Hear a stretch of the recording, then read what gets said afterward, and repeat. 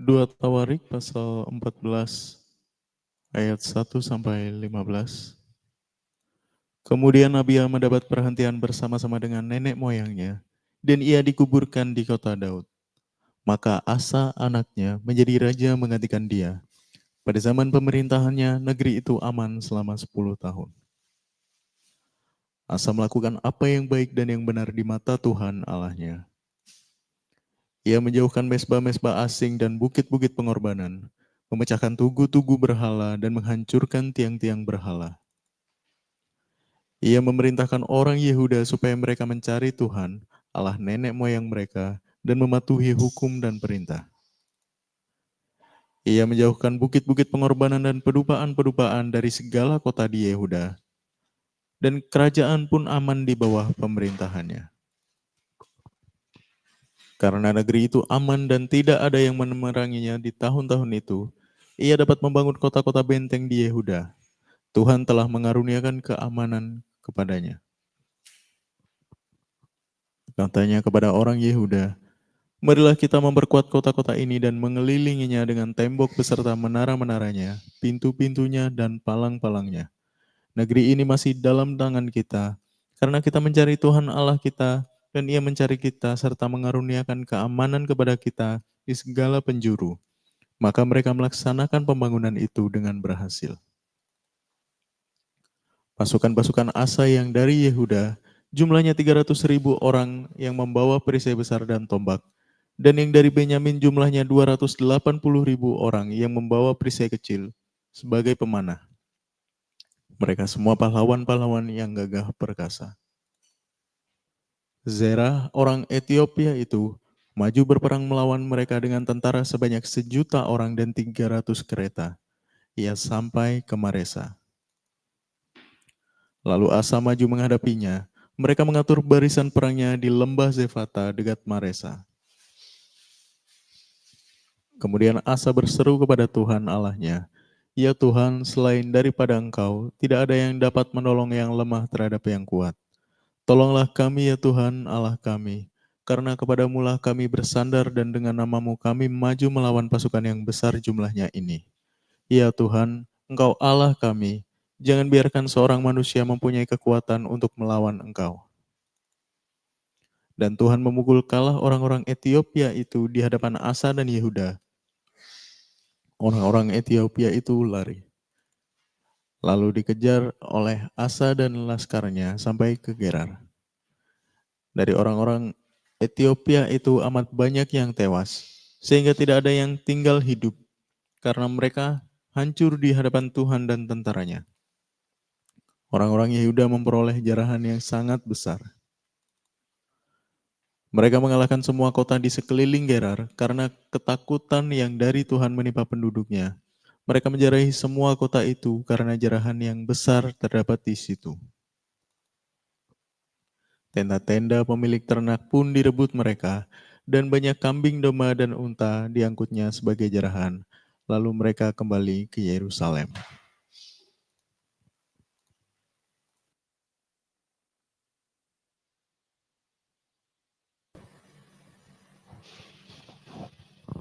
Oke, shalom semuanya. Tuhan Yesus memberkati ya. Oke, hari ini kita belajar lanjut lagi tentang Raja Asa. Kita mengulang sedikit ya. Raja Asa sebelum menjadi raja itu bernama Asa, kan gitu saudara ya. Banyak orang yang sebelumnya menjadi sukses itu sederhana. Dipanggil namanya juga sederhana, saudaraku. Ya, gitu. Men, no, ti, gitu ya. It's okay. Dan merasa akrab sekali panggilan itu. Sehingga ketika orang itu dewasa, ketika orang itu udah berhasil menduduki sebuah kedudukan atau punya status atau punya kekayaan, udah beda lagi panggilnya. Pak, Tuan, Koh, Mas, atau yang dipertuan, segala suatu istilah termasuk gelar-gelar dan sebagainya, Mister Profesor, gitu ya, Pak Dosen, nah sebagainya. It's okay, nggak apa-apa saudaraku. Tetapi sebuah status yang namanya formalitas, itu akan membatasi hubungan atau pergaulan saudaraku. Itu akan menjadi terbatas. Karena di dalamnya ada rasa hormat, gitu saudaraku. Tetapi ketika yang punya status memanggil dengan yang di bawahnya, yang tidak punya status, tidak punya gelar, ya tidak punya kekayaan, tidak punya kekuasaan, itu seringkali memanggil tidak dengan statusnya, gelarnya, atau dipanggil dengan keberadaannya.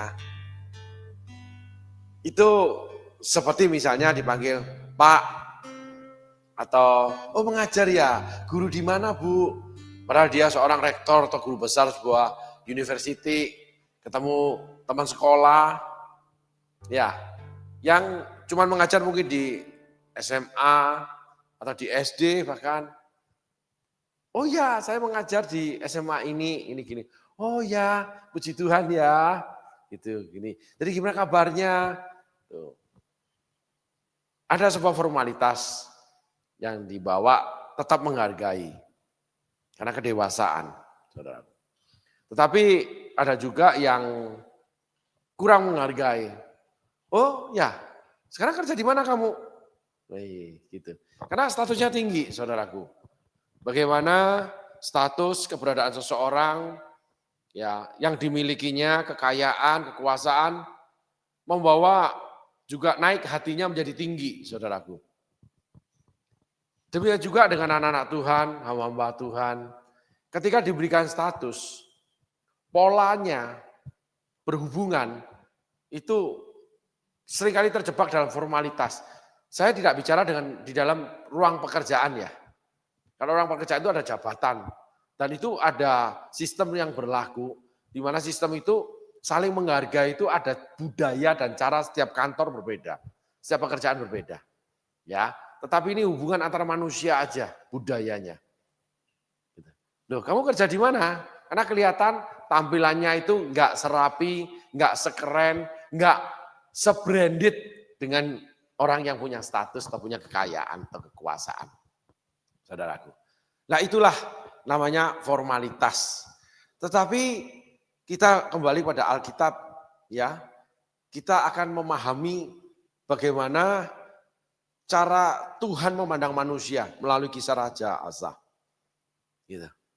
Ketika waktu kecil kita dipanggil dengan nama. Mungkin nama di ujung aja. Bahkan bisa nama kecil. Contoh di dalam Smart People ini ada satu ciri, khususnya saya yang paling tua ya saudaraku ya. Saya kalau memanggil teman-teman yang lebih muda dan sebagainya, itu saya selalu dengan olok-olokan. Nama Leni jadi Lenong, nama Min jadi Mintul, nama Irene jadi Ireng, David jadi David, gitu saudara. Ada sebuah, bukan hanya keakraban, ada sebuah rasa kedekatan persaudaraan yang kuat. Dan itu bukan pelecehan saudaraku. Nah demikianlah di dalam Tuhan. Coba kita telusuri ya saudaraku ya. Ketika Asa sebelum menjadi seorang raja, tidak punya status raja, ayahnya masih memerintah, Asa belajar pengetahuan tentang Tuhan. Itu terlihat ketika pertama kali Asa menjadi seorang raja, dia melakukan segala sesuatu bagaimana menyenangkan hati Tuhan. Dia punya pengetahuan belajar mengenal Tuhan. Secara pengetahuan. Sehingga dengan semangat, dia melakukan segala sesuatu yang menyenangkan Tuhan sampai pada satu titik. Bagaimana Asa menemui masalah dengan namanya Sisera Raja Ethiopia. Yang punya kekuatan 2 kali lipat dari dia, dan raja ini usianya jauh lebih tua dari dia. Saudara. Asa masih muda sekali, baru memerintah 10 tahun, saudaraku. Nah, Asa punya angkatan perang yang setengah. Berarti kekayaan negaranya setengah daripada kekayaan Raja Ethiopia. Karena sebuah angkatan perang itu sebanyak jumlah tentara dimiliki berserta peralatannya menyatakan kekuatan negara itu ekonominya menopang tentaranya. Dari alat-alat yang dibutuhkan untuk peperangan hingga kehidupan para prajurit termasuk para perwira. Negara yang menyediakan, saudaraku. Sehingga di dunia ini seberapa banyak tentara yang dimiliki plus seberapa banyak peralatan canggih yang dimiliki, itu menyatakan negara itu seberapa kayanya. Negara yang tidak punya kekayaan nggak mampu punya tentara banyak, saudaraku. Tapi ada negara khusus seperti Swiss nggak punya tentara, ada. Gitu. Tapi kita bicara umumnya. Asa bertemu dengan namanya Raja Zerah, Raja Ethiopia. Asa bagaimana merendahkan diri, membahasakan dirinya, saudaraku. Karena ujian dalam masa pemerintahan dia ketika masih muda, masih perjuangan. Nah, setelah itu dia mengalami kemenangan yang tidak diceritakan banyak oleh Alkitab. Karena Tuhan memberi keamanan, maka dia itu raja terpandang, terhormat, dihormati, banyak menerima upeti, dan sebagainya. Gambaran manusia yang dalam perjalanan hidupnya ditopang Tuhan, dilindungi Tuhan, diberkati Tuhan, itu Asa. Setelah 35 tahun, Asa ketemu lagi sebuah pertempuran. Tetapi Asa tidak menghormati Tuhannya. Bagaimana sebuah jabatan, sebuah keberhasilan, sebuah kekuasaan, sebuah kekayaan dalam waktu yang lama. Membuat kemapanan, kalau bahasa saya aja, membuat segala sesuatu yang dimiliki itu, yang dari Tuhan, membuat hidup atau iman kita, batin kita, atau roh kita, atau jiwa kita, apapun di dalam kita, itu berkarat, kropos. Termasuk penghormatan Asa terhadap Tuhan. Ternyata kropos. Asa tidak pernah tahu, kita tidak pernah tahu. Ketika seseorang bahagia, ketika hidup diberkati, ketika Tuhan keamanan, pekerjaan lancar, pelayanan luar biasa dipakai, seakan-akan dia itu mengabdi sama Tuhan. Seakan-akan dia itu menghormati Tuhan. Tidak dikatakan Asa membangun rumah berhala kembali, enggak. Semua dilakukan Asa seperti semula, tapi cuman seremonial. Hubungannya dia dibangun itu menjadi kaku dan mati. Enggak ada perkembangan, enggak ada gejolak. Allah itu Allah yang dinamis, Allah itu Allah yang hidup, Allah itu Allah yang bergerak, Allah yang punya pribadi, punya perasaan, punya emosi, punya pemikiran. Nah, ketika kita berhubungan dengan Allah, statis, nggak dinamis, kaku, nggak ada gejolak, rata, itu sesungguhnya hubungan kita dengan Tuhan udah mati. Cinta kita seperti tanaman yang udah layu dan udah mati. Coba kita apresiasikan, kita hubungkan, kita samakan dengan hubungan pribadi dengan pribadi manusia. Itu pasti ada rasa kesel, rasa marah, rasa suka, rasa seneng. Satu dengan yang lainnya. Ada hal yang disukai, ada hal yang tidak disukai. Ada yang membuat kita tertawa, ada yang membuat kita marah terhadap teman kita. Ada yang membuat kita senang, ada yang membuat kita sedih dengan teman kita. Ada rasa tersinggung, ada rasa terhina, ada rasa dihormati. Nah itulah hubungan dua pribadi. Sehingga hubungan antar manusia nggak bisa didikte statis. Kecuali dalam sebuah pekerjaan ya saudaraku ya, sistem. Tetapi di dalam sistem pun, itu hubungan antar manusianya, itu bisa namanya dinamis. Contoh, antar dua karyawan saudaraku. Di dalam kantor yang duduk mungkin 4 jejer gitu ya. Mungkin bersebelah-sebelahan itu bisa tiba-tiba ngasih permen gitu. Atau ngasih kue gitu. Atau dengan meja di depannya rekannya tiba-tiba ya kasih gitu. Ada sebuah hubungan yang memang tidak lazim. Tidak selalu begitu. Demikian juga hubungan kita dengan Tuhan, hubungan kita dengan suami istri, misalnya dengan anak. Harus ada gelombang. Kalau tidak gelombang, hubungan itu mati. Asal tidak menyadari kalau hubungan sama Tuhan itu mati. Dia tetap melakukan membawa korban persembahan ke rumah Allah, tetap memelihara imam-imam Allah. Semuanya tetap dia lakukan sesuai Taurat Tuhan. Tetapi tidak ada reaksi dari Tuhan. Saudaraku, ketika tidak ada reaksi dari Tuhan, ketika kehidupan saudara statis, enak melulu, diberkati melulu, kaya terus, bahkan bertambah-tambah, saudaraku boleh senang, normal. Tapi ingat, waspada. Kenapa? Reaksi Tuhan kok enggak ada ya? Pribadi Tuhan kok menjadi statis ya?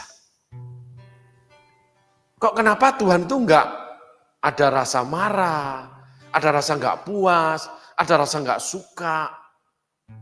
Alkitab mencatat itu banyak tulisan-tulisan tentang sifat, termasuk sifat Allah. Salah satunya, alangkah baiknya apabila engkau tidak dingin, alangkah baiknya engkau dingin atau panas. Oleh karena kamu tidak dingin, tidak panas, ada protes dari Allah, ada rasa tidak suka, ada rasa sedikit marah. Alangkah baiknya. Aduh, sorry yang aku nggak bisa gini. Ya nggak apa-apa sih, tapi lain kali lebih baik kan begini. Daripada lakukan ini, akhirnya kita begini. Nah, ada reaksi. Sehingga setiap perbuatan kita, itu mestinya ada reaksi dari Allah. Itu artinya kita masih dekat dengan Tuhan, kita mesti peka, kita punya hubungan yang manis dengan Roh Kudus. Hubungan yang manis belum tentu percakapannya itu manis. Belum tentu. Ada saat-saat tidak manis, lagi ngambek, lagi tidak suka. Belum tentu muka itu senyum. Kadang itu kecut, karena lagi kesel nih. Dengan teman, dengan pelayanan, dengan pesternya, dengan jemaatnya, dengan pekerja gereja, sesama rekan pelayanan, sesama rekan kerja, dengan bos, dengan owner. Kalau statis, senyum terus, saudara curigai. Orang ini enggak ada reaksi. Air tenang itu menghanyutkan. Di dalamnya kita enggak bisa lihat. Tetapi orang yang punya pribadi, dia akan menyatakan pribadinya kepada kita. Allah itu pribadi. Sehingga Allah itu menyatakan pribadinya kepada kita. Ada murkanya, ada hukumannya. Allah bisa dirayu dengan Musa. Ambil itu bara ukupan, tebarkan, tulahkan berhenti. Ketika Allah mau menghukum, memusnahkan orang Israel, Musa berbantah-bantahan. Loh gimana kamu? Ini bangsa kamu bawa keluar dari Mesir. Lalu kamu bunuh di padang gurun. Kata orang gimana? Mereka akan melihat Tuhannya orang Israel itu begini-begini. Aku enggak mau keturunanku yang menjadi bangsa umat pilihanmu. Enggak boleh. Ada reaksi dari Musa. Dan Tuhan mengubah keputusannya loh. Tuhan itu bicara sama Musa. Aku akan musnahkan bangsa yang tegak tengkuk ini. Aku akan buat keturunanmu menjadi besar banyak. Menggantikan bangsa Israel yang keluar dari Mesir. Keturunan Musa. Musa nggak mau. Dan Tuhan bereaksi, memahami, menerima, dan melakukan. Sehingga terjadilah dialog yang tidak statis. Yang tidak harus begini begitu. Bukan saya menentang cara. Tetapi cara kadang membunuh rasa. Coba saudara setiap hari makan sesuatu yang saudara paling sukai. Setiap hari. Lebih dari 5, rasa lidah saudara untuk nikmatnya makanan itu sudah mati. Ada yang kedua kali aja sudah rasa tidak seenak pertama. Contoh saudara kalau haus, minum es kelapa muda enak ya. Gitu. Tapi ketika saudara minum yang kedua kali, ketika tidak haus, saudara rasa biasa saja. Lalu ada rasa aku pingin makan durian. Nah ketika saudara menemukan durian, pertama kali makan enak. Tapi ketika saudara sudah menemukan durian ini, lalu besok pagi saudara makan lagi. Saudara tidak senikmat yang pertama. Hubungan itu ada namanya dinamis, ada reaksi dan ada waktunya. Di dalam dinamisasi itu ada waktu marah, ada waktu yang namanya sabar. Allah itu dinamis. Seringkali apa yang Allah kerjakan, apa yang mendatangi hidup kita, itu mengejutkan kita. Ada surprise, ada juga teguran yang mengejutkan juga. Nah, Raja Asa, Raja Daud, Raja Saul, ketika mendapatkan gelombang teguran itu, mereka menolaknya. Gitu loh. Raja Asa, Raja Saul, kalau Raja Daud menerimanya. Raja Ahab menolaknya, Raja Yosafat menerimanya. Sehingga boleh dikatakan kalau ada namanya quote and quote, kalau kita bermain di tepi laut, kita bermain air di pantai, kita pasti mendapatkan gelombang air. Bila kita bergaul karib dengan Allah, menyatakan diri seperti itu, pasti kita juga mendapatkan gelombang pribadi Allah. Enggak statis, enggak bisa dihukumkan. Sehingga Yesus itu lahir untuk membuat dinamisasi kehidupan Allah. Allah itu Allah yang tertib disiplin. Allah itu yang menciptakan langit bumi, menjadikan namanya terang dan gelap, pagi, siang, petang, dan malam. Allah itu Allah yang punya sistem, tapi Allah menghidupi sistemnya. Sama dengan gini saudaraku. Saudaraku ketika menikah, saudara harus menghidupi pernikahan saudara. Gak boleh statis. Jadi kalau bertemu sama kamu mesti jam segini. Kalau mau bergaul karib sama kamu, bergaul intim jam segini, hari ini. Karena manusia itu gak terus dibuka kerannya, lalu keluarlah passionnya atau gairahnya. Gak bisa. Kadang manusia itu, aku lagi gak pingin makan ini, aku lagi gak pingin di rumah, aku gak pingin jalan. Gelombang demi gelombang. Jadi kehidupan itu gelombang saudaraku. Nah, gelombang itu kita boleh umpamakan yang namanya itu angin atau badai. Angin itu terjadi karena ada yang namanya perbedaan tekanan udara antara panas dan dingin. Sehingga udara itu mengalir. Nah, ketika udara itu mengalir, mencapai yang namanya tepian air, dia akan mengangkat air itu menjadi gelombang sampai ke tepi pantai. Kalau tekanannya besar, anginnya besar, gelombangnya juga besar. Itu badai. Sehingga apabila terjadi badai dalam kehidupan kita, Allah akan menghampiri kita dengan menghardik kita. Namanya teguran atau koreksi. Dan kita kaget-kaget. Itulah peristiwa Yesus yang mengajak murid-murid pada waktu petang menyeberang ke Gerasa. Lalu terjadilah badai di tengah jalan. Yesus tidur. Yesus merasa nyaman, aman. Karena Yesus tahu dia bisa mengurusnya. Murid kaget-kaget. Maka usaha mereka nggak bisa. Mereka ngomel, mereka malah. Mereka bereaksi. Reaksi mereka itu benar sebenarnya. Tuhan, apakah kamu ingin kami mati? Tuhan bangun memarahi mereka. Di mana imanmu? Lalu dia hadik angin itu, hai angin berhenti. Dan berhenti. Lalu murid berpikir semua, orang apa ini angin aja berhenti. Sehingga ada reaksi demi reaksi yang menghasilkan ketenangan.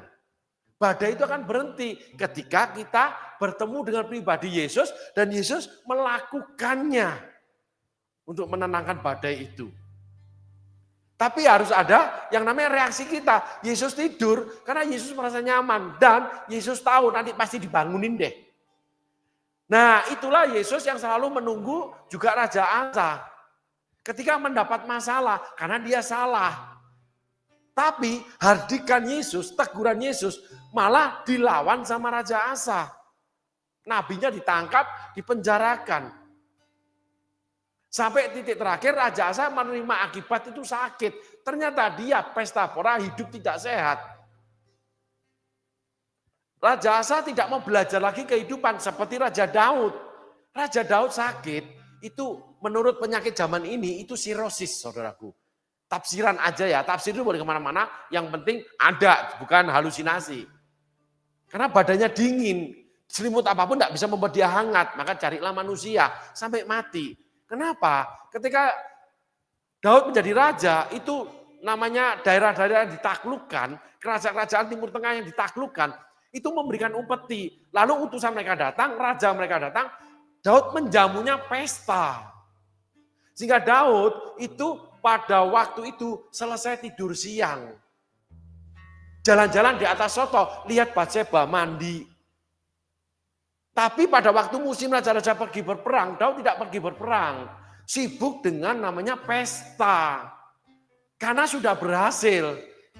Sehingga iblis itu tidak kerja apa-apa ketika Tuhan memberkati kita loh saudaraku. Kalau kita tidak memahami bagaimana aturan hidup. Daud tidak mau memahami aturan hidup, dia melanggar aturan hidup karena Alkitab mencatat pada waktu musim raja-raja pergi berperang, Yoab yang diutus walaupun Yoab menang. Jadi ada banyak anak-anak Tuhan ketika sudah kaya berhasil hidupnya penuh dengan yang namanya entertain. Karena di entertain atau mengentertain untuk bisnisnya berjalan dengan baik.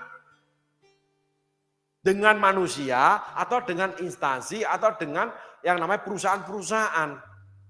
Supaya lebih dekat lobbying. Nah itulah Daud. Otomatis pesta pada zaman itu kerajaan itu makannya itu motong lembu, motong yang namanya segala macam saudaraku. Plus minuman keras. Maka mabok-mabokan. Sehingga Daud tidak menjadi raja yang memegang pemerintahannya. Nah, kita balik ke Raja Asa. Ternyata setelah 35 tahun, Raja Asa nggak yakin bisa menang perang. Nggak kayak pertama. Kenapa? Sibuk dengan keberhasilannya. Kalau diapresiasikan tentang Raja Daud, Alkitab itu bertautan, saudaraku. Kita bisa ambil untuk bukan cocok-cocokan, untuk sebagai inspirasi. Asa itu diberi keamanan menang terus, maka Asa itu sibuk dengan keberhasilannya. Sehingga Asa seperti Daud, minum-minum pesta. Gitu saudaraku. Ketika ditantang perang, Asa sudah tidak merawat tentaranya. Asa sudah tidak yakin dengan ekonomi kerajaan karena Asa tidak pernah ngurus lagi pemerintahannya. Karena di ayat yang di awal, Asa itu mengurus pemerintahannya saudaraku. Ketika Asa rajin dengan Tuhan.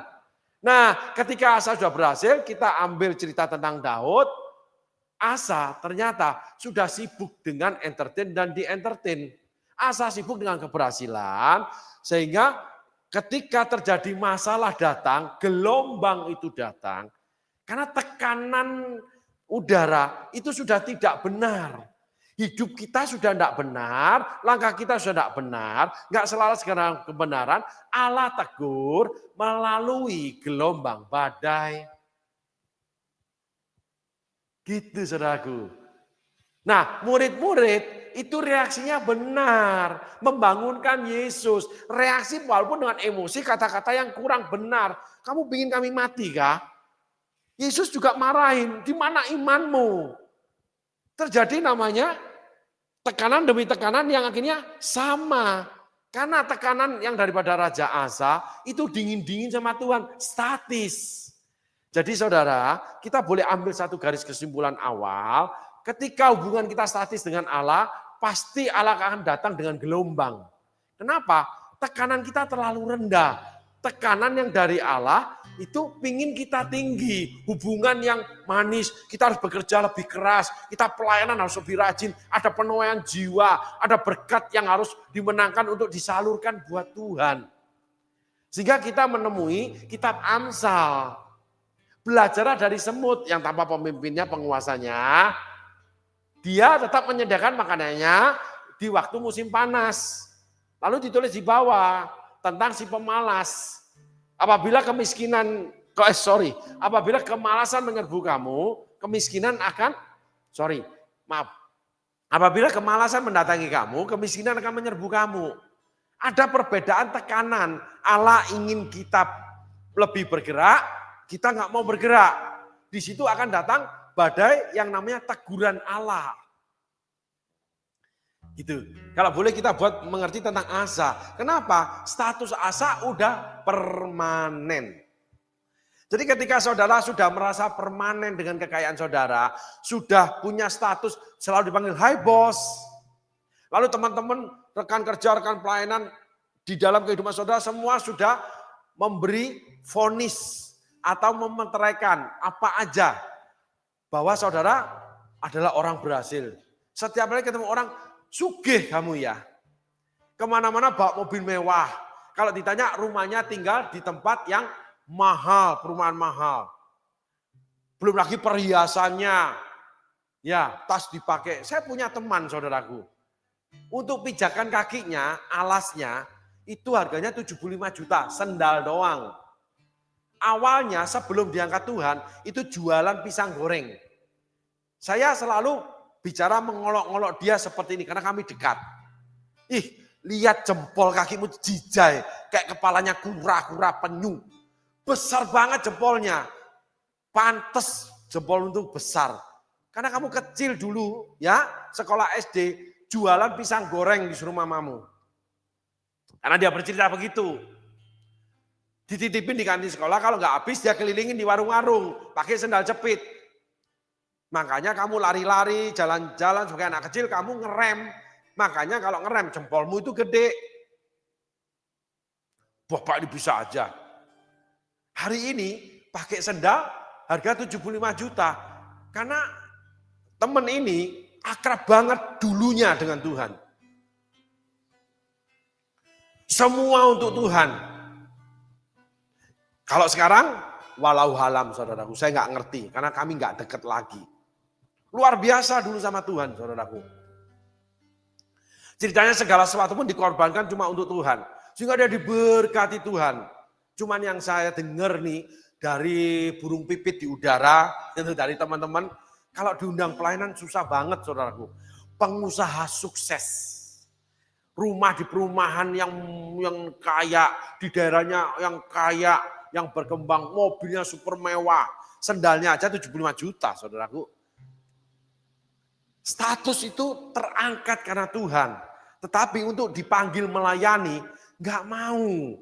Bahkan menetapkan statusnya sendiri. Saya cuman bagian duit saja untuk pelayanan. Padahal dulu dipakai Tuhan, kalau khotbah saudaraku agak nyeleneh. Tapi luar biasa dipakai saudaraku. Jadi dia itu gaya khotbahnya beda. Itu kalau di dalam persekutuan ya saudaraku ya, bukan di khotbah di minggu di gereja ya, tapi di community kecil ya. Dia itu bisa jalan-jalan kemana, dia bisa jongkok, lalu dia bicara, orang itu bisa dilawat Tuhan, nangis kena inner healing. Lalu dilepaskan dari kuasa-kuasa si jahat. Kalau dia mendoakan orang itu dijamah Roh Kudus, langsung orang itu dipenuhi Roh Kudus. Tapi sekarang, dengar-dengarnya nih saudaraku, nggak mau diundang pelayan. Padahal diberikan harta sesungguhnya. Kenapa saya bilang harta sesungguhnya? Ini contoh aja. Harta sesungguhnya itu yang dari yang maha kalik, yang abadi. Eternity. Kan gitu ya. Segala sesuatu perkataan Tuhan yang dilakukan Tuhan itu abadi. Ya, enggak bisa dibatalkan, enggak bisa digagalkan. Nah, ketika Tuhan memberikan pengurapan itu, memberikan kuasanya, memberikan talentanya, nah itu abadi. Tetapi tinggal kita mau pakai atau tidak. Nah, Raja Asa itu seperti itu, saudaraku. Saya tidak bicara teman itu seperti itu, enggak ya, karena saya enggak tahu, kami enggak dekat lagi. Tetapi banyak orang seperti ini, terjebak pada hal-hal yang namanya seremoni. Hal-hal yang statis. Karena semuanya sudah berjalan dengan baik. Asa diberi kemampanan 35 tahun, saudaraku. Asa menjadi mati rohaninya. Karena tidak ada reaksi dari Allah. Nggak ada, saudaraku.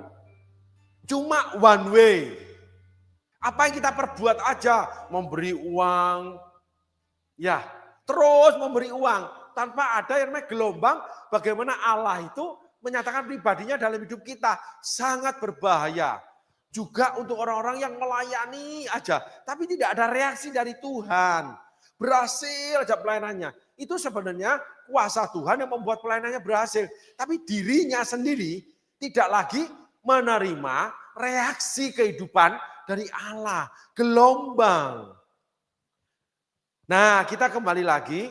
Allah selalu ketika terjadi perbedaan tekanan udara, di situ Allah akan bereaksi. Perbedaan hati saudara dengan Allah, Allah akan bereaksi. Perbedaan hati saudara dengan hati Allah, saudara pasti bereaksi.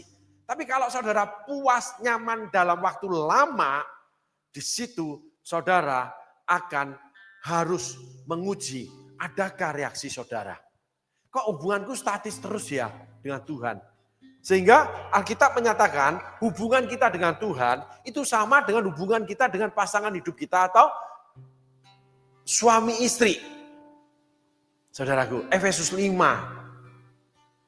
Sehingga pertengkaran dan suami istri itu normal. Kalau nggak ada bertengkar itu malah nggak normal. Kalau tidak ada rasa kita tidak suka dengan pasangan kita dalam waktu-waktu tertentu itu nggak normal. Rasa kita udah mati. Kalau kita cuma melakukan hubungan intim, cuma melakukan aja. Ceritanya kalau cuma setor aja atau terima setoran, itu udah mati. Nggak ada namanya gairah. Yang gedubrak, itu mati. Gitu aja. Maaf saudaraku, maaf ini contoh aja. Sama dengan orang kalau pingin pipis. Sehingga dia cari tempat pipis. Sehingga tempat pipis itu cuma menjadi tempat pipis. Karena tidak ada reaksi juga dari tempat pipis itu. Nggak mungkin tempat pipis bicara. Ih kamu bau banget. Nggak mungkin saudaraku. Sehingga ada reaksi dari pasangan. Ih kamu hari ini cakep ya. Ih kamu sekarang begini. Ih jangan kamu pakai pakaian gitu jelek. Berarti pasanganmu punya tekanan udara yang tinggi. Tetapi apabila pasangannya tetap aja seperti itu. Tidak memperhatikan reaksi tekanan dari pasangannya. Yang berbicara itu terjadi gap, perbedaan. Nah di situ akan terjadi gelombang. Namanya badai di dalam rumah tangga itu. Karena ada ketidaksamaan. Ini penting saudaraku. Demikian juga hubungan kita dengan Tuhan. Dari kisah Raja Asa kita tahu. Pada saatnya itu ada waktu. Selain pribadi reaksi itu ada waktu. Tuhan tentukan waktu. Jadi jangan senang-senang kalau berhasil terus. Jangan senang-senang kalau kaya terus. Saya nggak bilang saudara harus menjadi gagal atau menjadi miskin. Tidak. Tapi harus ada gelombang yang mendatangi saudara. Gelombang itu ada reaksi Allah dan reaksi saudara. Coba saudara tengok air laut. Lautan itu gelombang itu selalu ada. Kadang kecil, kadang besar. Kadang surut, kadang itu naik dia. Ada waktunya dia surut. Setiap pantai saudaraku. Nah kalau ingin tahu apalagi pantai selatan, selatan Jawa. Itu gelombangnya besar saudaraku. Anginnya besar. Gitu. Karena ada terjadi tekanan perbedaan udara saudaraku. Sehingga kita juga harus mengalami tekanan namanya perbedaan antara kita dengan Tuhan. Keinginan Tuhan yang berbeda dengan kita. Tuhan bergelombang reaksi Tuhan datang ke kita, kita ditegur. Tapi kita juga harus punya reaksi seperti murid-murid. Kita juga harus punya rasa tidak puas dengan Tuhan. Kita juga punya rasa boleh protes sama Tuhan. Curhat.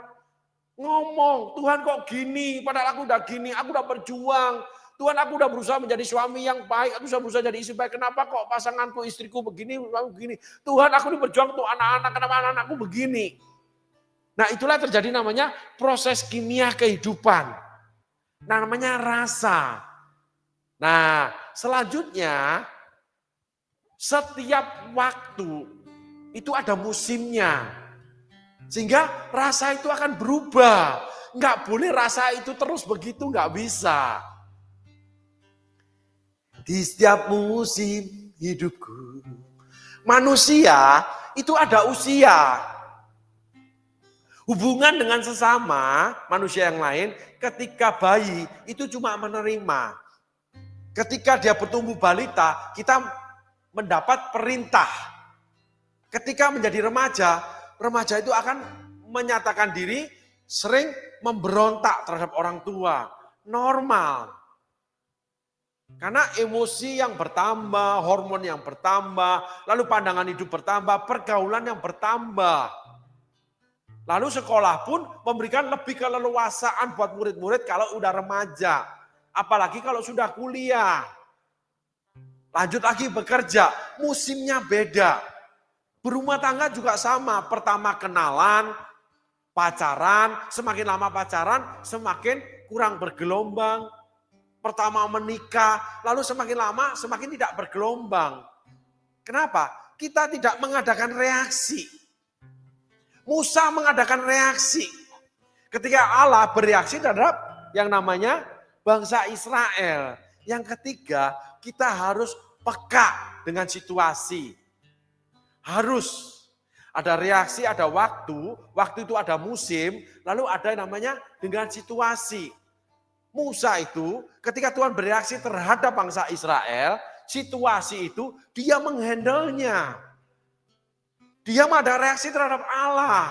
Sehingga para pemimpin gereja, gembala berdoa kepada Tuhan. Tapi nggak boleh statis, bereaksi. Kenapa kok begini gereja? Loh kenapa si A begini? Tuhan orang itu kok begini? Tuhan kenapa kamu buat begini? Tuhan kenapa kamu gini? Harus cerewet sama Tuhan dalam hubungan pribadi. Bertanda kita itu punya rasa sama Tuhan. Punya ingin sama Tuhan, berharap sama Tuhan, kecewa sama Tuhan, disukakan Tuhan, memuji Tuhan. Yang penting gak boleh menghujat Tuhan.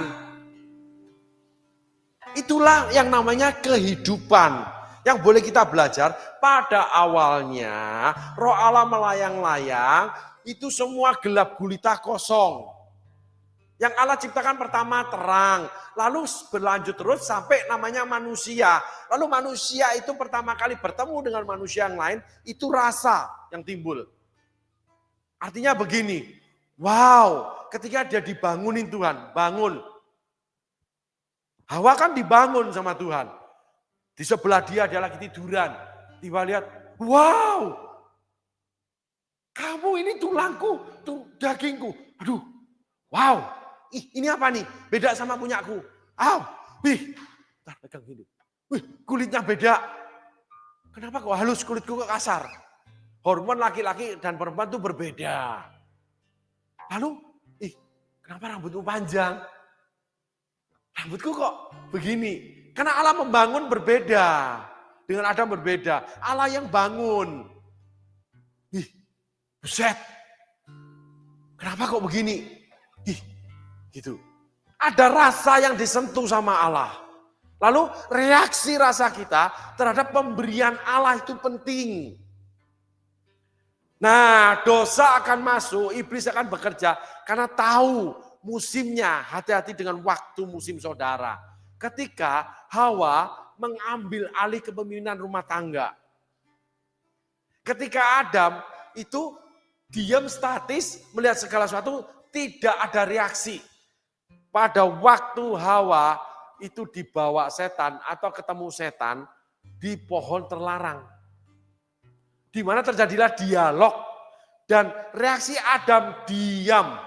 Sehingga seseorang ketika diam terus dengan Tuhan atau dengan pasangan atau dengan pekerjaan atau dengan yang namanya pelayanannya, dia sudah mati rasa. Mati rasa terhadap Tuhan, mati rasa terhadap pekerjaan, mati rasa terhadap pelayanan. Statis aja, gitu aja. Itu mati rasa. Adam udah mati rasa. Hawa sudah mengambil alih kepemimpinan. Karena, ini tafsir ya saudaraku. Dia mengagumi Hawa. Lalu dia mendapatkan kenikmatan dari Hawa. Beranak cuculah, penuhilah bumi dan sebagainya. Mereka berhubungan karib, berhubungan intim. Sehingga Adam tidak ingin kehilangan kenikmatan itu. Sehingga dia manjakan Hawa, nurut sama Hawa. Permintaan Hawa diminta apa dikasih. Karena dia punya transaksional. Dia punya keinginan yang ingin dipenuhi oleh Hawa yang menyenangkan dia. Nah, kita kembali lagi kepada hukum transaksional dalam kisah Asa. Itulah Asa. Karena dipenuhi Tuhan, mendapat kenikmatan karena keamanan dalam pemerintahan, Asa merasa nyaman tidak membangun rumah berhala, tidak. Tapi hubungan sama Tuhan statis.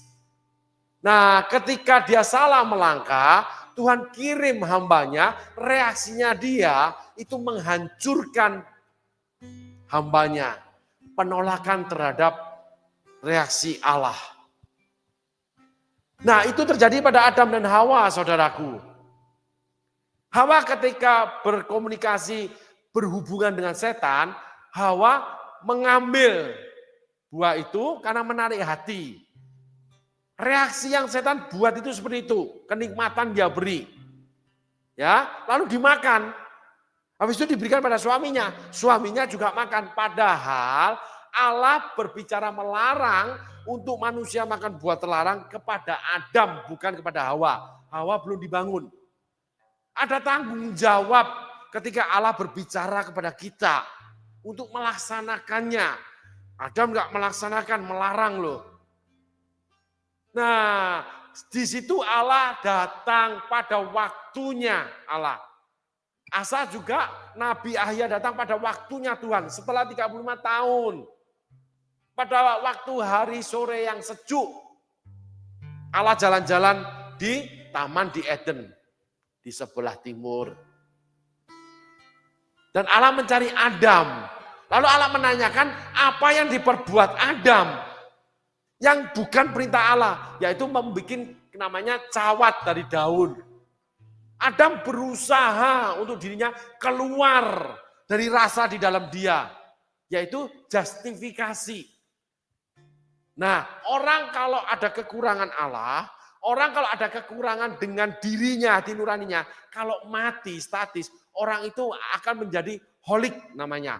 Ada yang workaholic, hobi holik, semuanya melebihi takaran termasuk seks maniak. Kenapa? Di dalamnya ada yang kurang. Dia akan berusaha dengan yang namanya memakai cawat dari daun. Yang Allah tidak perintahkan untuk memakai cawat. Karena belum ada dosa waktu Allah menciptakan Adam dan Hawa. Sehingga segala sesuatu yang saudara kerjakan untuk menutupi rasa salah saudara, memberi persembahan terhadap gereja salah satunya. Sedang saudara nggak mau dipanggil untuk melayani, tubuh saudara dipakai, mulut saudara dipakai, waktu saudara diminta untuk misalnya berkhotbah atau membuka komsel atau hadir ibadah, di situ sesungguhnya saudara sudah makan buah terlarang. Patokannya cuma itu, saudaraku. Sebagai hamba Tuhan, itu patokannya itu aja. Ketika orang menghindari yang namanya kehadiran Allah, dia sedang makan buah terlarang. Tetapi jangan lihat gerakan orang itu untuk memberkati, memuji, datang hadir ibadah, tapi statis. Nggak ada reaksi. Itu berarti dia mati. Mati rasa ya. Ada buah terlarang, saudaraku. Asa seperti itu. Sehingga ketika yang pertama, Raja Sera menyerang dia, reaksi dia itu kepada Allah. Dan reaksi Allah itu luar biasa, saudaraku. Itulah 2 Tawari pasal 14. Reaksi Allah itu luar biasa untuk membangkitkan gairah Asa di dalam namanya menyenangkan pemerintahnya, yaitu rakyatnya. Kemenangan Asa yang pertama itu untuk membuat bangsa Israel mendapatkan jarahan, bukan Asa. Kemenangan saudara akan ujian Tuhan itu harusnya itu buat orang-orang lain, buat kepentingan Allah. Tetapi Otomatis ada bagian saudara. Karena rakyat kan kena pajak, kena teks. Lalu rakyat harus melakukan ini itu di dalam pemerintahan kerajaannya Asa. Karena kerajaan Asa bukan kerajaan pertama, saudaraku. Sudah turun dari beberapa raja. Sehingga sistem sudah berjalan, kekayaan kerajaan pasti ada. Nah ini kita harus pahami dulu. Saudaraku. Ya, yuk kita tengok tulisannya firman Allah yang tertulis ini yang diucapkan oleh Allah. Tolong ditampilkan ayatnya. Ayat 11 dulu untuk mengingatkan aja. Kemudian ayat 10. Ayat 9. Sera orang Ethiopia itu maju berperang melawan mereka dengan tentara sebanyak 1.000.000 orang dan 300 kereta. Ia sampai ke Maresa. Ayat 8. Sedangkan pasukan Asa yang terdiri dari Yehuda 300.000 orang yang membawa perisai besar dan tombak. Yang dari Benyamin jumlahnya 280.000 orang. Setengah dari kekuatan Raja Zerah. Ayat 9. Plus ada 300 kereta. Tuhan itu seringkali kita reaksi hati kita, Tuhan itu enggak kira-kira pencobaan ini kok seperti ini. Yesus itu enggak kira-kira diberikan namanya salib yang sampai dia enggak kuat memikulnya. Harus digantikan Simon dari Kirene. Disuruh naik ke kayu salib sampai keluar keringat seperti darah, rasanya mau mati. Sedih, sampai 3 kali berdoa, kalau boleh cawan berlalu. Sampai Yesus itu ingin menghindar. Setelah kemenangan besar 3,5 tahun. Nah Allah ingin menyatakan sebenarnya yang besar dari kamu datang itu, kamu itu mampu mengalahkannya. Karena, nah kita lihat di ayatnya. Yesus sudah disediakan Simon dari Kirene. Karena Yesus bisa menyelesaikan 3,5 tahun dia jalan kaki, hidup sehat. Karena, yuk ayatnya ditampilkan. Ayat 10, 11. Ayat 11. Nah, ayat 12, ini kuncinya. Setelah Asa berdoa, reaksinya itu benar. Reaksi dari diri dia, kemarin kita sudah bahas kata-katanya sampai yang terakhir. Dia tuh protes, kok orang lain kamu buat lebih besar, sehingga dia menindas saya. Kenapa bosku makin kaya, tapi kok menindas saya? Kenapa bawahan saya makin pinter, makin dia bisa bekerja, makin hebat bekerja, malah kurang ajar sama saya. Kenapa? Kita boleh belajar kisah Raja Asa, bahwa Tuhan ingin menyatakan, mengaplikasikan, menunjukkan reaksi dia yang real.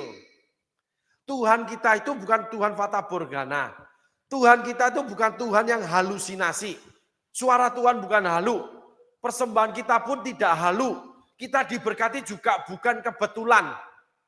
Sera bangkit bukan kebetulan, yang lalu kita udah belajar. Semua Tuhan atur segala perkara ada waktunya. Dan Tuhan memberikan situasi di mana kepedulian kita kemana. Asa saat ini pedulinya sama Tuhan. Sehingga reaksi dia menggambarkan itu doa dia semua. Coba ditampilkan ayat 11 doa Asa. Kemudian Asa berseru pada Tuhan dengan segenap hati berseru itu. Ya Tuhan, selain daripada Engkau tidak ada yang dapat menolong yang lemah terhadap yang kuat. Tolonglah kami ya Tuhan. Asa menyatakan diri lemah. Asa nggak sombong. Asa nggak merasa kaya, nggak merasa kuat. Nggak merasa ini, nggak menghina orang. Pokoknya dia rendah hati, saudaraku. Itu tercermin dari ketika dia berseru kepada Tuhan. Dikatakan adalah kami. Tolonglah kami ya Tuhan. Sehingga kerajaannya dalam pandangan Asa itu lemah.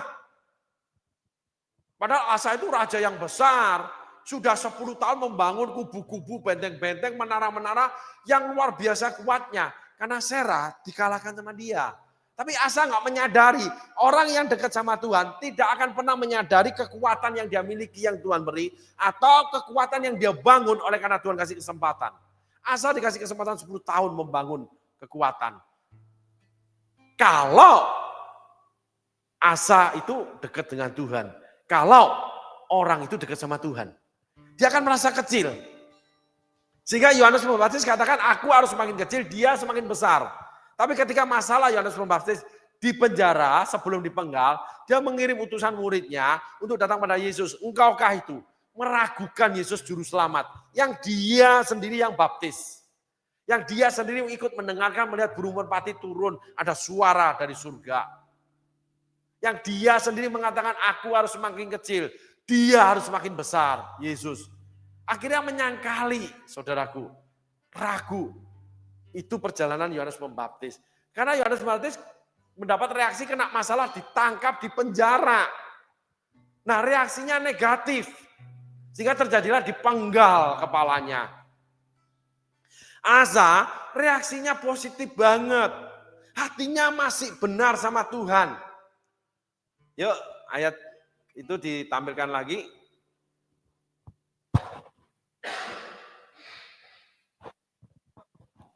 Tolonglah kami ya Tuhan Allah kami. Pengakuan terhadap Allah bertalu-talu. Selalu Tuhan, selalu Tuhan. Karena kepadamulah kami bersandar dan dengan namamu kami maju melawan pasukan yang besar jumlahnya ini. Yang kedua, orang yang dekat sama Tuhan selalu mengakui lawannya itu kuat. Jujur. Tidak punya hati sombong. Orang yang punya hati sombong, congkak tinggi hati, selalu merendahkan orang lain. Ketika saudara memandang rendah orang lain atau segala sesuatu, saudara pandang remeh, saudara sedang sombong. Asa mengakui lawannya itu kuat. Ketika saudara sombong, kejujuran itu akan lepas dari saudara. Dalam saudara melihat, dalam saudara merasa, saudara dibungkus oleh diri saudara semua yang terbaik. Sehingga pola berbicara pun itu getas banget, ketus banget. Pahit didengar orang, panas di telinga.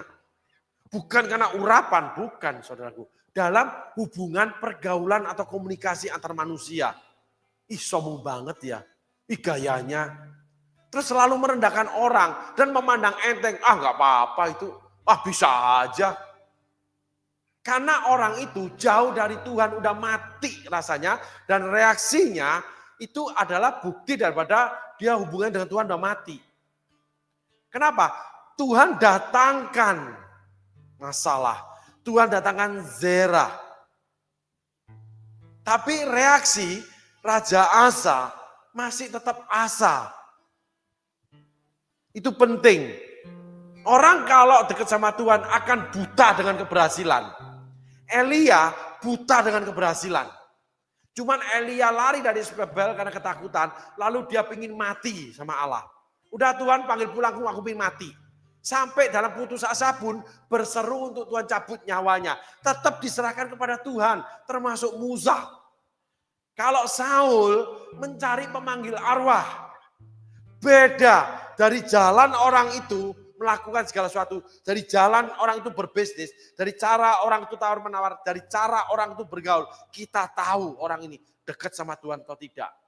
Kalau tidak dekat sama Tuhan pasti sombong, pasti merendahkan orang lain. Asa tidak.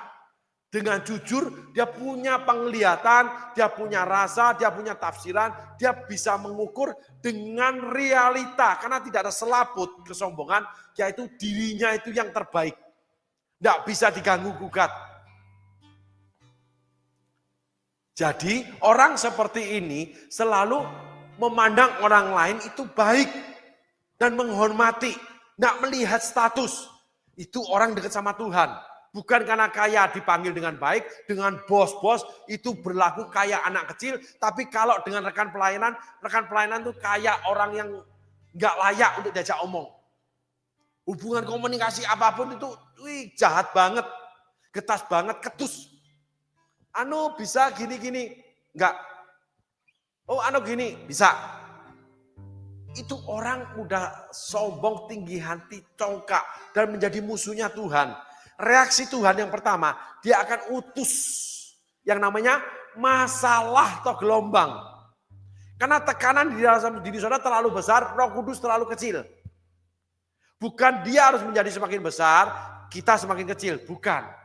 Kita yang semakin besar. Kenapa? Karena kita sudah nggak peduli sama Tuhan, nggak membangun hubungan yang dinamis sama Tuhan. Kita nggak ada reaksi, walaupun kita melayani Tuhan, walaupun kita memberi persembahan, walaupun kita membangun gereja, walaupun kita hadir dalam ibadah. Sehingga betapa pentingnya namanya perilaku yang hidup daripada dalam diri kita. Yang dikatakan hati nurani anak manusia, batin anak manusia. Reaksi kita itu menyatakan kita itu hidup atau mati. Nah, di dalam reaksi itu, perilaku kita menyatakan kita dekat sama Tuhan atau tidak. Kalau di dunia rohani kita ya, kekristenan ya saudaraku. Ada orang itu humble banget. Saya mendengar, pernah bertemu dengan seseorang Taipan besar yang punya perusahaan itu besar dan istrinya aja menjadi wanita terkaya Indonesia. Dari saham yang dia miliki dari perusahaan suaminya. Itu saudaraku duduk makan satu meja sama saya. Waktu saya masih remaja. Ketika saya mau mengambil sayuran, dia bilang, jangan ambil sayuran itu Nyo. Om itu yang makan, kamu anak-anak muda, yuk ambil itu daging. Dan ketika datang ke tempat dia, yaitu sebuah gedung yang dia bangun, dia datang bos Taipan besar, ini pemilik founding father, pendiri perusahaan itu, ya, dia datang, dia dengan penjaga pintu. Penjaga pintu yang buka gerbang dan tukang jaga malam gedung itu. Tukang jaga rendah banget tidurnya di lantai. Tapi karena usianya lebih tua, diajak omong kalau orang bahasa Jawa bilang kromo inggil. Dan sopan banget. Itu cerita daripada orang yang diajak omong itu. Karena saya tinggal di gedung itu, saudaraku. Aduh, Pak. Sampai dipanggil Pak Kiai. Tapi bukan Kiai, saudaraku. Dianggap seperti orang yang beragama, seperti ulama. Dan itu menjadi buah bibir yang baik. Perbuatanmu berbicara lebih keras daripada berita Injilmu. Humble banget. Dan saya pernah ketemu, memang humble. Hartanya sudah tidak terukur, saudaraku. Luar biasa. Gitu. Nah memang yang sebetulnya nggak punya apa-apa, gaya doang sih. Itu yang sok pamer itu sih. Nah ini kata teman saya, saudaraku. Yang ada di negeri yang lain itu, saudaraku. Flexing, nampil-nampil, ya sok-sok gaya. Padahal ya duitnya nggak seberapa. Yang saya tahu teman-teman yang di negeri sana, bukan di sini, bukan di Indonesia, bukan, saudaraku. Bercanda ya, saudaraku, sedikit bumbu. Nah, Asa merasa kecil, dia jujur, dia mengakui masalah yang dihadapi. Meminta pertolongan Tuhan dengan sungguh-sungguh berseru-seru. Lalu mengatakan kami, Tuhan ini kebutuhan keluarga, Tuhan ini kebutuhan anak, bayar uang kuliah, Tuhan ini kebutuhan istri, Tuhan ini keinginan anak, keinginan istri, Tuhan ini jemaat gimana, Tuhan ini perusahaan ini gimana, harus menanggungkan hidup banyak orang, Tuhan tolong Tuhan berikan bisnis, Tuhan saya kan sekarang seorang suami, Tuhan gini, ini ada masalah, ini Tuhan. Doa yang berseru-seru, itu doa orang yang dekat sama Tuhan, mengakui masalahnya besar. Bukan tidak punya iman, karena Asa katakan loh, iman Asa mengatakan Tuhannya besar. Aku punya Tuhan yang besar. Asa mengakui orang rendah hati akan menerima perintah Tuhan, menerima apa yang harus dia lakukan dari Tuhan termasuk pelayanan. Dan orang yang dekat sama Tuhan akan mengakui kebesaran apapun yang memang besar. Termasuk masalah, termasuk orang-orang yang memang besar dan berhasil. Nggak merendahkan orang, saudaraku. Sehingga selaput, congkak, sombong, tinggi hati nggak ada. Karena sesungguhnya dia sudah makan buah telarang. Sudah hidup di dalam duniawi seperti Raja Asa, seperti Raja Daud. Udah tidak melakukan hukum-hukum kehidupan, yaitu pada waktu musim raja-raja pergi berperang. Sudah pesta pora, menikmati kekayaan, menikmati kekuasaan, menikmati keberhasilan. Sehingga pada waktu musim raja berperang, Daud jalan-jalan di atas soto. Yesus 3,5 tahun tidak pernah luput pelayanan. Setelah berhasil, Yesus dipanggil Allah untuk mendaftar di Taman Getsemani. Dia daftar. Walaupun dengan gemetar, takut, sedih, pingin mati rasanya. Sampai 3 kali dia berdoa. Yesus juga dibuat Allah Bapa, didatangkan salib. Reaksi Yesus juga sama. Kalau boleh cawan ini berlalu, aku nggak sanggup. Bapak kan aku tahu itu luar biasanya salib. Tapi Allah Bapa memberi reaksi pertolongan malaikat, memberi kekuatan pada Yesus. Ada dualisme, tidak monolog, tidak cuma one way. Tapi ada namanya pergumulan, bukan two way, saudara, pergumulan. Menjadi satu. Di mana namanya mengkamiri adonan. Yang namanya ragi, yaitu firman Allah. Boleh juga namanya punya iman sebiji sesawi, tumbuh menjadi pohon yang besar, di mana banyak makhluk hidup bernaung di dalamnya. Bisa. Jadi itu adalah sebuah proses reaksi kedua belah pihak ya dalam kehidupan ini. Maka menjadi sebuah pergumulan, akhirnya keluarlah yang namanya adonan yang kamir. Sehingga Taipan ini dipanggil banyak orang tuh Pak Kiai. Dan setelah selalu orang ngomong orangnya itu baik banget. Tuh kalau ngomong tuh sopan banget, santun banget. Diakui semua orang. Dari kalau jalan dengan yang namanya karyawan dia itu yang wah udah kayak semut saudaraku. Itu selalu senyum dia. Di atas mobilnya loh. Kalau dia jalan kebetulan ketemu, dia selalu senyum. Kalau jalan, Pak, ya. Enggak namanya membentangkan dada, mengangkat kepala. Saudara pelajari searching di Alkitab. Allah yang berbicara. Karena kamu mengangkat kepalamu, membentangkan dadamu. Allah merasa tertantang itu. Reaksi Allah kan keras. Terhadap orang-orang sombong. Tetapi tetap pada waktunya. Asa ditunggu 35 tahun, saudaraku. Tetapi pada waktu 10 tahun pertama Asa masih tetap bagus. Yuk kita kembali lagi pada ayat firman Tuhan.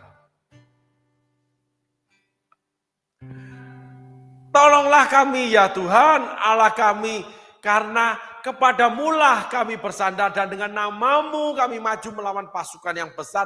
Jumlahnya ini realistis. Orang yang dekat sama Tuhan akan realistis. Banyak orang yang nggak dekat sama Tuhan memakai jubah atau berselimutkan kebenaran. Yang namanya iman. Tapi akhirnya ujungnya nggak pernah jadi. Akhirnya minta. Minta sana, minta sini. Hutang sana, hutang sini. Tapi selalu memperkatakan Tuhan, ada orang seperti itu. Saul tidak pernah membangun rumah berhala. Dia menyingkirkannya semua. Raja Asa juga sama. Raja Ahab punya 2 dimensi. Menyembah berhala dan punya nabi-nabi Tuhan, menyembah Tuhan. Tetapi tetap ketika berperang bersama Raja Yosafat, namanya Nabi Zedekia ditampilkan dan nubuatan Tuhan diberikan. Berarti Raja Ahab itu tetap mengakui Tuhan adanya. Tapi benci terhadap Elia karena selalu menyampaikan reaksi Allah, gelombang dari Allah, yang namanya pribadi Allah di dalam menegur Raja Ahab. Termasuk mengalami kekeringan sekian tahun. Ketika Elia ngomong baru hujan turun. Tapi Raja Ahab tidak mau mengakui kebesaran Tuhan yang ada di Elia. Nah inilah ciri-ciri orang yang jauh dari Tuhan, saudaraku. Hari ini kita belajar ini. Tetapi kita lanjutkan lagi firman Tuhannya. Biar selesai genap ya. Untuk ayat yang kita angkat kembali ini. Orang benar itu, orang yang dekat sama Tuhan. Itu salah satunya dia akan jujur dan realita, saudaraku. Ya Tuhan, Engkau Allah kami, jangan biarkan seorang manusia mempunyai kekuatan untuk melawan Engkau. Dan Asa mulai terjebak. Nah, banyak orang yang dekat sama Tuhan pada awalnya, lalu punya keberhasilan seperti Asa, hidup tenang, nyaman, mapan, menjadi kaya 10 tahun. Lalu mulai menasehati Tuhan. Mulai merasa lebih pintar dari Tuhan. Diawali dengan Tuhan ngomong, iya Tuhan, tapi. Berlanjut sampai pada perempuan yang kamu beri ini. Allah cuma tanya, apakah kamu makan buah terlarang? Jawabannya perempuan yang kamu beri, nggak nyambung. Berkelit, punya alibi. Sehingga setiap orang ketika ditanya, tidak menjawab pertanyaan itu, dia berkelit, itu orang sudah makan buah terlarang. Menafsirkan Alkitab itu gampang dalam kehidupan. Mengaplikasikannya itu gampang banget, seperti jubah tinggal kita pakai.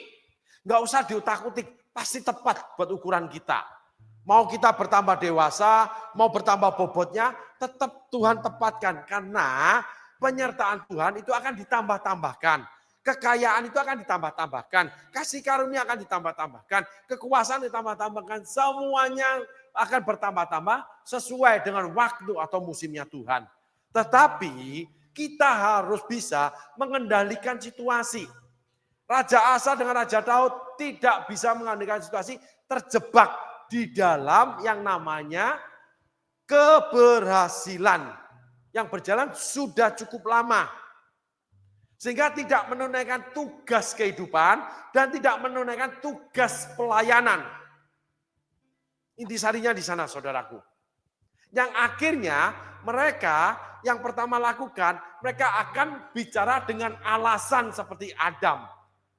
Atau namanya alibi, berkelit dari pertanyaan Tuhan. Atau memberi nasihat kepada Tuhan ketika Tuhan memerintahkan sesuatu. Kan lebih bagus gini, Tuhan gak bisa, kan aku begini. Kalau dinyatakan salah, dia selalu mencari kambing bintik-bintik, kambing coreng-moreng. Dan Tuhan tidak mau banyak bicara. Enggak. Tuhan langsung memutuskan. Jadi orang-orang seperti Raja Asa, Raja Daud, Adam dan Hawa, semua pelaku kesalahan, ketika dia tidak mengakuinya, maka ada segala sesuatu yang buruk akan menimpa dia. Ketika orang itu mengakuinya, segala yang buruk itu tetap menimpa dia, tetapi Tuhan menyertai dia untuk mengurusnya. Nah, di dalam itu akan ada kasih karunia. Kita diberi kemampuan mengurus masalah mendatangi kita. Ketika kita disertai Tuhan itu pasti berhasil. Dan kita akan punya kemampuan mengurus kembali setiap masalah itu termasuk masalah orang lain. Kita jadi berkat. Sehingga pengampunan Allah itu bertujuan untuk kita memberitakan bagaimana Allah bekerja dalam hidup kita. Salah satunya juga pengampunan Allah. Sehingga seseorang yang terlepas dari jerat dosa, terlepas dari perilaku yang buruk, dia akan dipakai Tuhan untuk melayani orang-orang yang masih terjerat dalam perilaku dosa dan buruk. Itulah cara Tuhan menangani kita. Itulah yang namanya tujuan Tuhan membentuk kita, memproses hidup kita, saudaraku. Sehingga di titik terakhir ayat ini, Asa mulai keluar. Mulai mensejajarkan diri dengan Allah yang diawali kecil rendah hati, akhirnya mengakui keberhasilan dia. Karena Allah tulis, Asa itu berhasil. Bukan Tuhan yang membuat dia berhasil, tidak. Asa yang berhasil. Tuhan memberi kesempatan Asa dengan namanya menjaga keamanannya, Asa membangun. Asa punya talenta menjadi raja yang kuat. Saul punya talenta, Daud punya talenta menjadi raja yang kuat. Kalau Daud khususnya mengatakan, Tuhan Allah mengajar aku untuk mengangkat busur. Gitu saudaraku. Nah, itulah pribadi Allah. Itulah salah satu bagian pribadi Allah. Di mana Raja Asa gagal. Bukan karena Allah gagal menjaga kesetiaan, gagal menjaga hubungan dia tetap yang namanya dinamis hidup. Raja Asa sudah tenggelam, terbelenggu, hanyut dengan kegiatan daripada keberhasilan dia. Seperti Raja Daud, kalau kita boleh apresiasikan ke sana. Di mana keberhasilan itu melahirkan kegiatan-kegiatan yang akhirnya menghancurkan apa yang Allah beri. Termasuk hubungan kita dengan Tuhan. Amin saudaraku. Biarlah hari ini renungan ini untuk menjaga hati kita. Bila kita sedang berhasil, hati-hati tetap menjaga hubungan yang dinamis. Reaksi kita harus tetap ada terhadap Allah. Dan reaksi Allah harus mendatangi kita, apapun itu reaksi kita, apapun reaksi Allah.